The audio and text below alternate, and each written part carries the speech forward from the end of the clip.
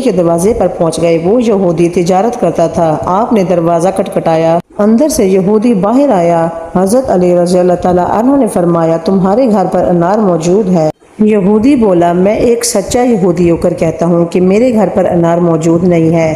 حضرت علی رضی اللہ تعالیٰ عنہ نے فرمایا میں حضرت محمد صلی اللہ علیہ وسلم کا داماد ہونے کی حیثیت سے کہتا ہوں کہ تمہارے گھر پر انار موجود ہے۔ تو یہودی بولا آپ رضی اللہ تعالیٰ عنہ نے کیوں ضد پکڑ رکھی ہے؟ میں نے کہا نا کہ میرے گھر پر انار کیا انار کا دانہ بھی موجود نہیں ہے۔ گھر کے اندر یہودی کی بیوی پردے میں کھڑی ساری گفتگو سن رہی تھی۔